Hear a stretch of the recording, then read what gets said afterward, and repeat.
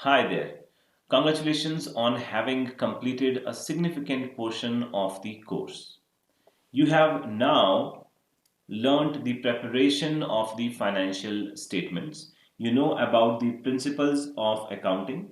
You know about various books in which the transactions are recorded. And you also know about the balance sheet and income statement, which are called the financial statements or the final accounts of a company. From now on, we are going to be discussing the decision making using the data from the financial statements. We will learn about financial statement analysis and some more techniques to take decisions in the business with respect to the operational level of the business, with respect to controlling the inventory, controlling the stock in the business. To quickly recap, what you've learned is the accounting cycle, where you learned the process of generalizing ledger posting, bringing the balances to trial balance, and then finally preparing the balance sheet and the income statement.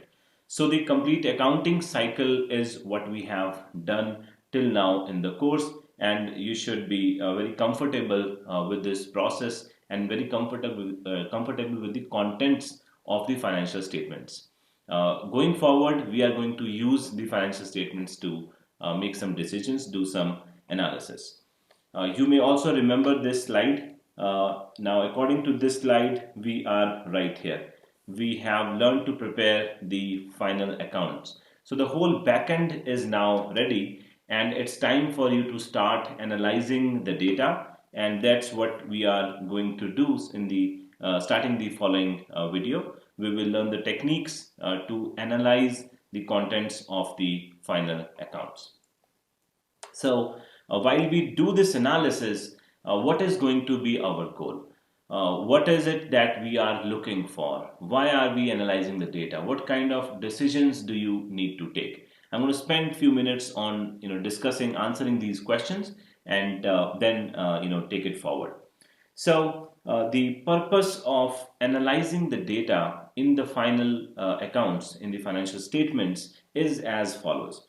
We are interested in understanding the short term and long term financial health of the company.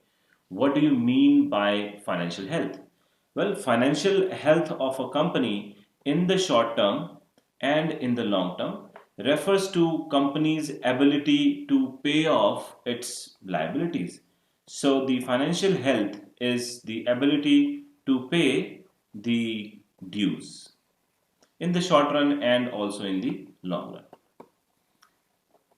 So we want to know whether company will be in a position to meet these liabilities, because if that doesn't happen, there are various repercussions on the reputation of the company, on existence of the company as well. So you want to be sure that you are going in the right direction, just like a doctor would check the vitals of a patient to see, even if the patient is on surface he's looking fine, but there may be some underlying diseases, there may be some underlying indicators, which will some symptoms which will tell the doctor that there is some serious illness, which 3 months from now, 6 months from now will surface and will affect the patient. Likewise, we want to be able to detect such problems in a company's financial health in advance. We want to know, what we need to do in order to correct those indicators, in order to bring the company to good financial health. This is the first goal. Another thing that you may be interested in is the operational efficiency. What do we mean by operational efficiency? Operational efficiency means, efficiency typically is a relationship between input and output. In context of a company, you input various resources into the company. Shareholders bring in money, creditors lend money, vendors supply goods on credit. So there are various resources that are supplied to the business, using which the business is supposed to operate, generate some outcome. The outcome of interest, the output here is the sales, the revenue, the operations that business does. How efficiently are you able to use those resources? Are you able to generate the maximum possible output using the minimum possible inputs, or are you, being lax and you are inefficient? You can do an year-on-year comparison. You could compare to the competitors as well to then benchmark the performance of the company. So, hence the operational efficiency becomes of great interest to the management, to the investors, to other stakeholders in the business. And finally, the third thing is the profitability of the company. Now, the stakeholders, the investors, they are interested in knowing what is my return on investment.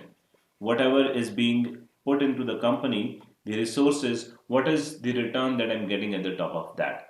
And you have your shareholders who are interested in knowing this. Also, the debt holders may be interested in knowing the profitability of the company.